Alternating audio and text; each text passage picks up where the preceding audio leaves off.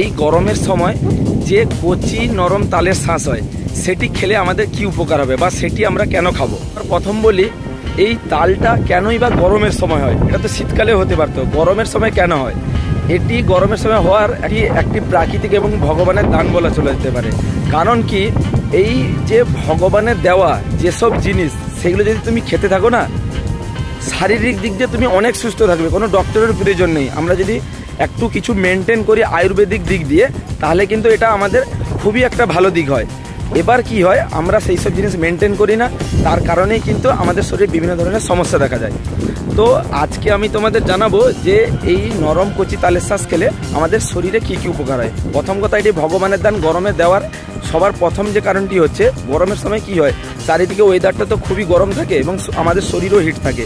এই সময় যদি আমরা নরম কচি তালের শাঁস খাই, তাহলে সবার প্রথম আমাদের শরীরকে ঠান্ডা রাখবে। এই নরম কচি তালের শাঁস খেলে কোষ্ঠকাঠিন্য থেকে শুরু করে পেটের নানান ধরনের যত সমস্যা এবং পাকস্থলীর সমস্যা, এগুলো কিন্তু এই তালের শাঁস খেলে খুবই ফলপ্রদ দেখা দেয়। এমনকি এতে প্রচুর পরিমাণে অ্যান্টিঅক্সিডেন্ট থাকার ফলে ক্যান্সারের ঝুঁকিটা কিছুটা পরিমাণ হলেও এই তালের শাঁস কমায়।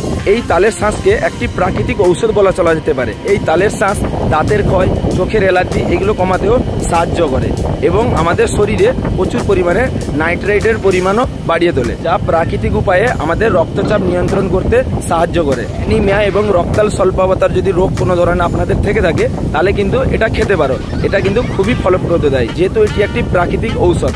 তো আমি বলবো, এই গরমের সময় তোমরা সকলে অবশ্যই কচি যে তালের নরম শাঁসটি এটি খাও। এটা আমাদের শরীরের পক্ষে খুবই ভালো। আর সব থেকে বড় কথা যে এটি ভগবানের দান, এখানে কিন্তু কোনো ধরনের সার ঔষধ প্রয়োগ করা হয় না। এটা আপনা আপনি ভগবানের দেওয়া জিনিস।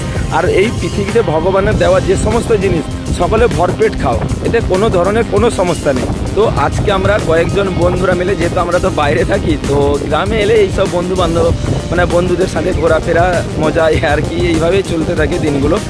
তো আজকে আমরা এসেছি শিবপুর বলে একটা জায়গা, ওখানে অনেকগুলো তাল গাছ আছে, অনেকে এসছে, বাট আমরা আমাদের গ্রামে প্রায় 12-13 জন সব বন্ধুরা মিলে এসছি এখানে ওই তাল শাঁস খাওয়ার জন্য। তো চলো সেটা দেখতে থাকো, আর সঙ্গে খুব এনজয় হবে। ওকে, তো চলো।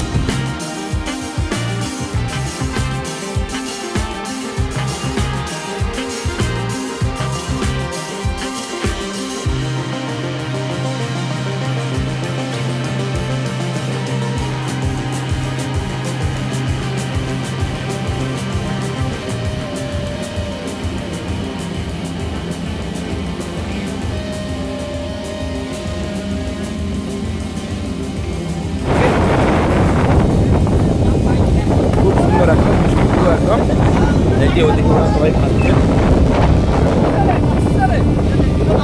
তোমরা যে ভিডিওটি দেখে থাকো, প্লিজ আমার এই ফেসবুক চ্যানেলটিকে সবাই একটু ফলো করে রাখো। পরবর্তী আরও নতুন ভালো ভালো ভিডিও আসবে এবং আমি আয়ুর্বেদ সম্বন্ধে যতটুকু যা জানি কিন্তু আমি ফলপ্রদভাবে আমি তোমাদের কিন্তু জানাবো। ওকে বন্ধুরা, ব্লগটি আমি এখানে শেষ করছি। তোমরা সবাই সুস্থ থেকো, ভালো থেকো। ওকে, বাই।